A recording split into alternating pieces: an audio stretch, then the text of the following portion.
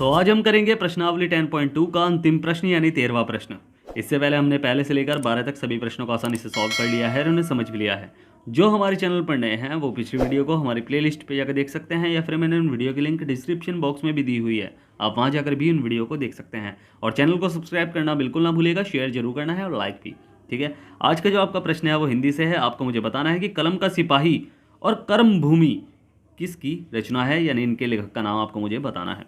फिर से रिपीट कर रहा हूँ कि कलम का सिपाही और कर्म भूमि यानी कर्म भूमि किसकी रचना है, इसके लेखक का नाम क्या है, ये आपको मुझे बताना है। इसका आंसर आपको मुझे कमेंट बॉक्स में लिखकर भेजना है। तो चलिए शुरू करते हैं प्रश्नावली 10.2 का 13वां प्रश्न। इसमें दिया गया है कि सिद्ध कीजिए कि वृत्त के परिगत बनी चतुर्भुज की आमने सामने की भुजाएं जो हैं वो केंद्र पर संपूरक कोण आंतरित करती है। ये हमें सिद्ध करना है। तो चलिए हल करते हैं इस प्रश्न को। तो सबसे पहले तो प्रश्न को पढ़ते हैं और उसे समझते हैं कि हमें सिद्ध क्या करना है और हमें दिया क्या गया है। ठीक है भाई, उसके हिसाब से एक क्षेत्र तो आपको बनाना ही है कि सिद्ध कीजिए कि वृत्त के परिगत यानी बाहर की साइड जो चतुर्भुज बन रहा है, ठीक है, उसके आमने सामने की भुजाएं यानी ये और ये भुजाएं जो है वो केंद्र पर एक बना के दिखा रहा हूँ आपको। ठीक है, ये हमने क्या करा कि ये केंद्र पर जो कोण बन रहा है वो 180 डिग्री का कोण बन रहा है। इन दोनों कोणों को जोड़कर 180 आ रहा है। ये हमें सिद्ध करना है कि ये संपूरक कोण बनाते हैं। ठीक है, यानी ये जो है कि केंद्र पर जो आमने सामने की भुजाएं हैं उनसे जो केंद्र पर कोण बन रहा है वह 180 डिग्री का बन रहा है। यानी इन दोनों कोणों का योग जो होगा वो संपूरक होगा क्या, यानी ये आमने सामने की भुजाएं ये भी तो हैं तो ये भी हैं, तो यानी इन दोनों कोणों का योग 180 डिग्री बन रहा है। ये हमें सिद्ध करना है। ठीक है, तो इसके लिए हमें क्या करना है, सबसे पहले तो भाई जी हमें पता है कि हमने नॉर्मल चित्र बनाया, वृत्त बनाया, उसके चतुर्भुज बनाया और स्पर्श रेखाओं को मिला दिया केंद्र से। ठीक है, ये हमने नॉर्मल जो होता है वो तो हमने कर ही लिया कि ये ए है, ये बी है, ये सी है और ये डी है। ठीक है, ये हमने नॉर्मल चीज़ कर ली है। हमें क्या याद करना है भाई, एक काम करो, जब ये स्पर्श रेखाओं से हमने कर लिया तो हम क्या करेंगे, हर चतुर्भुज को, हर त्रिभुज को, कि ये हमने क्या करा कि ओ को पी से मिलाया, ओ को क्यू से मिलाया, ओ को आर से मिलाया, ओ को एस से मिलाया। ठीक है, ये हमने रचना की। और हमने उसके लिए क्या किया कि भाई जो ये चतुर्भुज टाइप बन रहा है, जब हमने रचना की तो ये जो हमने मिलाया ये त्रिभुजों में बांट रहा है। तो एक ये वाला त्रिभुज, एक ये वाला त्रिभुज। अब इसमें क्या करना है, इसमें सिर्फ हमें कुछ नहीं करना, इसे कोण एक मान लो, इसे दो मान लो, इसे तीन, ये चार, ये पाँच, ये छः, ये सात और ये आठ। ठीक है, हमने इसे नॉर्मल वैसे हमने मान लिया। ठीक है, जो हमने सबसे पहले तो एक काम करते हैं, इसे जो दिया है हम सबसे पहले तो वहीं लिखेंगे कि दिया है क्या दिया गया है हमें कि एक वृत्त के, एक जो वृत्त है, वृत्त के परिगत चतुर्भुज हमें दिया गया है। कौन कौन सा, पी क्यू आर एस। तो पी क्यू आर एस ये हमें दिया गया है और साथ में ए बी सी डी तथा ए बी सी डी स्पर्श बिंदु हैं। क्या है, स्पर्श बिंदु हैं। ठीक है, इसके लिए हमने रचना क्या की है भाई, सिद्ध हमें क्या करना है, पहले तो वो लिखो, सिद्ध करना है कि जो कोण जो पी ओ क्यू है वो प्लस कोण आर ओ एस बराबर 180 डिग्री, ये हमें सिद्ध करना है कि पी ओ क्यू यानी ये वाला कोण मैंने बताया ना, और ये वाला कोण, दो कोणों को मिलाकर अगर 180 डिग्री बन रहे हैं तो वह संपूरक कोण होगा। ठीक है, संपूरक कोण किसे कहते हैं, संपूरक कोण कहते हैं कि 180 डिग्री, जिन दो कोणों को जोड़कर 180 डिग्री आए, तो यानी इन दोनों कोणों को जोड़कर अगर 180 डिग्री आ रहा है, यही हमें सिद्ध करना है, ये हमें दिखाना है। और साथ में ये वाले कोण भी कि कोण पी ओ एस प्लस कोण क्यू ओ आर, ठीक है, क्यू ओ आर बराबर 180 डिग्री, ये दोनों हमें सिद्ध करने हैं। ठीक है, तो रचना हमने क्या की है, रचना हमने की है कि ओ ए, ओ बी, ओ सी तथा ओ डी को, या फिर हम ओ को ए से, ओ को बी से, ओ को सी से, ओ को डी से मिलाया, ये हमने रचना की है। ठीक है, अब जो हमने रचना की है उसमें हमें उत्पत्ति करनी है। उत्पत्ति हम कैसे करेंगे, उत्पत्ति उसकी रचना करके हमें मिला क्या है कि हमने ये रचना की है ना, तो हम इस वाले त्रिभुज और इस वाले त्रिभुज में देखेंगे कि त्रिभुज ए, या फिर आप कर लो कि पी ओ ए तथा पी ओ डी में, ठीक है, त्रिभुज पी ओ डी तथा त्रिभुज पी ओ ए में इन दोनों त्रिभुजों में हमें देखना है भाई, इसे सर्वांग सम सिद्ध करना है और इस कोण को इस कोण के बराबर सिद्ध कर लेंगे। हम कैसे करेंगे कि पी ए बराबर पी डी, भाई एक सिंपल सी बात है ना, पी ए बराबर पी डी, बाह्य बिंदु से वृत्त पर बनी स्पर्श रेखाएं हैं कि पी ए बराबर है पी डी के। रीजन हम दे देंगे कि बाह्य बिंदु से खींची गई स्पर्श रेखा है। ठीक है, तो ये हमने कर लिया, इसका रीज़न भी दे दिया। अब एक चीज़ आपको दिख रही है, नॉर्मल चीज़ क्या है कि ओ पी बराबर है ओ पी के। इस वाले त्रिभुज में भी गिना जा रहा है, इस वाले त्रिभुज में गिना जा रहा है, क्योंकि दोनों उभयनिष्ठ है ये रेखा। ठीक है, कि ओ पी बराबर है ओ पी के, ये उभयनिष्ठ है। और एक और चीज़ आपको जो दिख रही है वो मुझे भी दिख रही है। कैसे दिख रही है कि ये बराबर है इसके, क्योंकि ये क्या है, या तो मैं कह सकता हूँ कि ये वृत्त की त्रिज्या है, या फिर मैं आपसे कह सकता हूँ कि ये वाला कोण बराबर है ये वाले कोण के, कि ये दोनों 90 डिग्री के कोण है, क्योंकि वृत्त की त्रिज्या पर अब जो स्पर्श रेखाएं हैं वे लंब डालती हैं, यानी ये 90 डिग्री के कोण है। ठीक है, चाहे इसे 90 डिग्री बना लो आप, कोई दिक्कत नहीं है, वो भी आपकी बात बिल्कुल सही मानी जाएगी कि कोण पी ओ डी या पी डी ओ या फिर ओ पी डी कर लो, ओ पी डी बराबर है कोण O D O A P के। भाई ओ ए पी के ये दोनों 90 डिग्री के कोण है, ये हमने कर लिया। और बस इसी वजह से जो हमारा जो त्रिभुज है वो सर्वांग सम सिद्ध हो गया। कैसे कि त्रिभुज अतः त्रिभुज पी ओ डी सर्वांग सम है किसके, त्रिभुज पी ओ ए के। और बस ये सर्वांग समता का नियम, साइड एंगल साइड, दो साइड एक एंगल है, साइड एंगल साइड सर्वांग समता, बस ये हमने कर लिया। और यानी इसमें जो कोण, जब ये हमने पूरा सर्वांग सम सिद्ध कर दिया तो ये कोण बराबर होगा इस कोण के, तो कोण एक बराबर है कोण दो के।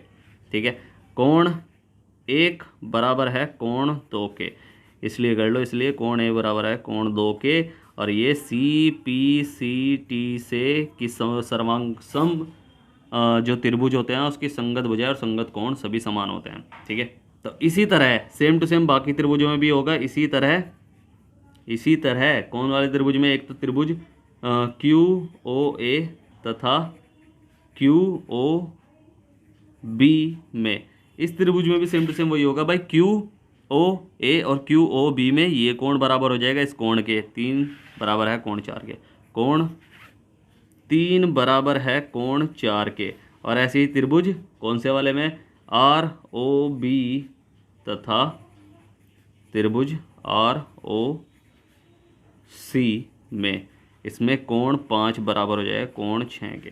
ठीक है भाई, दिख रहा है ना। इसी तरह जैसे हमने ये करा है ना सर्वांग समसिद्ध, ऐसे ही दोनों सर्वांग समसिद्ध हो जाएंगे। ये 3 बराबर 4 के, ये 5 बराबर 6 के, 6 बराबर मतलब 7 बराबर 8 के। ठीक है, तो यही हमेशा सिद्ध होते रहेंगे। और ये हमने कर लिया, तो भाई मतलब हर बार हम जब भी करेंगे ना तो ये सिद्ध होते रहेंगे ऐसे ही करके। ठीक है, तो इसे बार बार करने की जरूरत नहीं है, मगर अगर आपको करना है तो आप कर सकते हैं। ये हो जाएगा एस ओ सी तथा त्रिभुज एस ओ डी में कोण 7 बराबर है कोण 8 के। अब आपको पता है कि एक ही बिंदु से त्रिभुज के चारों ओर, मतलब एक ही बिंदु से उस बिंदु के चारों ओर जो कोण होता है वो कोण जो होता है वो 360 डिग्री का होता है। एक ही बिंदु के चारों तरफ का कोण जो होता है वो 360 डिग्री का होता है। ठीक है, एक ही बिंदु के, मान लो ये बिंदु यहाँ से स्टार्ट हो रहा है, चलो कि इस बिंदु के अगर मैं चारों ओर इधर से स्टार्ट करके पूरा कोण यहाँ से पूरा यहाँ तक मिला दो तो ये पूरा का पूरा चक्कर 360 डिग्री का होगा। ठीक है, तो यानी हम इसे लिख सकते हैं कि एक बिंदु के चारों ओर 360 डिग्री का कोण होता है। तो बस इसे हम कर लें कि ऐसे कि अब तो आसान है कि कोण 1 प्लस कोण 2 प्लस कोण 3 प्लस कोण 4 प्लस कोण 5 प्लस कोण 6 प्लस कोण 7 प्लस कोण 8, यानी सारों को मिलाकर के आ रहा है 360 डिग्री आ रहा है। ठीक है, यानी 1 2 3 4 5 6 7 8 इन सारों को मिलाकर क्या आ रहा है 360 डिग्री आ रहा है। अब 360 डिग्री आ रहा है, कोण 1 बराबर हमने करा है कोण 2 के। भाई कोण 1 बराबर है, भाई हमें किसकी ज़रूरत है, हमें देखो इसकी और इसकी ज़रूरत है, तो यानी चलो इसकी और इसकी ज़रूरत है ना, तो यानी 2 और 3 कोण की ज़रूरत है और 7 6 की, 6 और 7 की ज़रूरत है। तो हम क्या करेंगे, 2 और 3, 2 3, एक एक को हमने बनाया है 2 कि एक कोण 1 बराबर है कोण 2 के, तो कोण 2 बना लो इसे, प्लस कोण 2 प्लस कोण 3 प्लस 4 का, भाई 4 का 3 बनाया ना, देखो 4 बराबर है 3 के, तो कोण 3 प्लस 5, भाई 6 बना सकते हैं 5 का, भाई कोण 5 बराबर कोण 6, कोण 6 प्लस कोण 6 ये वाला, और प्लस कोण 7 और प्लस 8 किसके बराबर, 7 के, कोण 7 बराबर 360 डिग्री। अब 2 2 बार है, तो यानी मैं सीधा करूं कि इसमें 2 कोण 2, 2 कोण 3, 2 कोण 4, 2 कोण 6, 2 कोण 7, तो 2 कॉमन ही ना ले लूं मैं। अगर 2 कॉमन ले लिया मैंने तो यहाँ बचेगा कोण 2 प्लस कोण 3 प्लस कोण 6 प्लस कोण 7 और बराबर 360 डिग्री। अब 2 इधर भाग में पहुँच जाएगा, तो ये हो जाएगा 360 बटे 2, तो 180 डिग्री, और यहाँ बचेगा कोण 2 प्लस कोण 3 प्लस कोण 6 प्लस कोण 7। अब कोण 2 और कोण 3 मिलाकर क्या बन रहे हैं, कोण 2 कोण 3 मिलाकर बन रहा है पी ओ क्यू, इन दोनों के अंदर ही तो ये कोण आ रहे हैं पी ओ क्यू। तो बस इसे हम कर सकते हैं, चाहे यहीं कहीं, चाहे यहाँ तो जगह नहीं है, चलो अगले करेंगे, इन दोनों को अलग कर लेंगे, चाहे इन्हें अलग ब्रैकेट में कर लो और ये अलग ब्रैकेट में, तो इन दोनों को मिलकर बन रहा है पी ओ क्यू, और इसको मिलकर क्या बन रहा है, 6 और 7 को मिलकर एस ओ आर।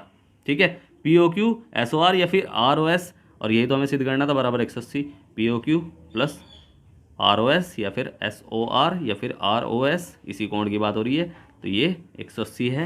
और अब जब इन दोनों की जगह हम ये लिख लेंगे तो ये तो 180 आ गया, तो बस यही हम कर लेंगे। तो ये हमने कर लिया, बस इसकी जगह में क्या लिखना है अब, कि ये तो बन गया कि कोण पी ओ क्यू और ये बन गया कोण आर ओ एस और बराबर 180 डिग्री। अब सेम टू सेम ये तो हमने भाई सिद्ध कर लिया है, तो हमारा सिद्ध हो गया, यही हमारा आंसर है। और दूसरा चीज़ तथा इस बार हमें ज़रूरत है, देखो इस बार हम उनसे अलग अलग कोण ले लेंगे, इस बार 2 3 6 7 लिया था, ठीक है, और इस बार हम ले लेंगे एक, जो जो रह गए 1 और 5 रह गया, ठीक है, और 4 रह गया, 1 4 5 और 8, ठीक है, कि कोण 1 प्लस कोण 2 प्लस कोण 3 प्लस कोण 4 प्लस कोण 5 प्लस कोण 6 प्लस कोण 7 प्लस कोण 8 बराबर 360 डिग्री। इस बार हम क्या क्या लेंगे, एक एक ले लेंगे, कोण 1 प्लस कोण 2 1 के बराबर है, कोण 1 प्लस कोण 3 4 के बराबर है, कोण 4 प्लस कोण 4 और प्लस 5, भाई 5 तो है ही, कोण 5 6 5 के बराबर है प्लस कोण 5 और 7 तो हमने ले लिया, मगर कोण 8 7 8 के बराबर है प्लस कोण 8 बराबर 360 डिग्री। यहाँ भी 2 कॉमन हो जाएगा और अंदर बचेगा क्या, कोण 1 प्लस कोण 4 प्लस कोण 5 प्लस कोण 8 और बराबर 360। अब ये 360 उधर जाके इसमें हो जाएगा भाग में, तो ये हो जाएगा कि कोण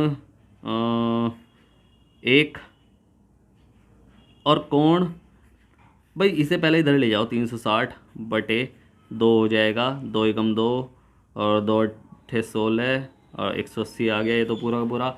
अब कोण 1 और कोण किसको मिलाकर, कोण 1 और 8 को मिलाकर वो वाला कोण बन रहा है इधर वाला, भाई जो हमने बनाया ना कि ये अगर ये पूरा है, ठीक है, और इसके अंदर है, तो यानी ये वाला और ये वाला कोण और ये वाला और ये वाला कोण, तो ये वाला बन रहा है पूरा, क्योंकि इसका आधा है ना, यहाँ 1 है, फिर 2 है, 3 4 5 6 7 और ये 8, तो 1 और 8 को मिलकर बन रहा है ना, तो 1 और 8 को पास करके लिख लेंगे, और प्लस यहाँ जो बचा है कि कोण 5 4 और 5 को अलग लिख लेंगे, 4 और 5 ये रहा, 4 और कोण 5 बराबर, ठीक है, तो 2 इधर कट गया। अब 1 और 8 मिलकर क्या बन रहे हैं, 1 और 8 मिलकर जो बन रहे हैं वो बन रहा है पी ओ एस, कि कोण पी ओ एस और प्लस इन दोनों को मिलाकर कोण क्यू ओ आर बन रहा है, और ये हो गया 180 डिग्री। बस यही हमारा आंसर है, अतः इति सिद्धम इति सिद्धम, और हमारा जो चैप्टर है वो भी ख़त्म हो गया। ठीक है, समझ में आया प्रश्न? तो उम्मीद है आपको प्रश्न अच्छे समझ में आया होगा। अगर आपको प्रश्न अच्छे समझ में आया है तो आपको क्या करना है, आपको करना है वीडियो को लाइक शेयर करना है, जितना हो सके सब्सक्राइब करना है, आपका ये अपना चैनल है, ठीक है। अगर नहीं समझ में आया है तो आप मुझसे पूछ सकते हैं, मैंने नीचे टेलीग्राम की लिंक दी हुई है, इंस्टाग्राम की भी लिंक दी हुई है और व्हाट्सअप की भी लिंक दी हुई है। आप कहीं भी जाकर मुझसे कुछ भी पूछ सकते हैं, मैं आपकी पूरी हेल्प करूँगा, ठीक है। और शायद मुझे मैंने आपसे प्रश्न पूछा है कि कलम का सिपाही और कर्म भूमि किसकी रचना है, इसका आंसर आपको मुझे कमेंट बॉक्स में लिखकर भेजना है। फिर से कह रहा हूँ, वीडियो करें लाइक शेयर करें जितना हो सके और सब्सक्राइब करें, आपका ही अपना चैनल है। मिलते हैं फिर अगली वीडियो में, तब तक के लिए bye bye, tata, see you.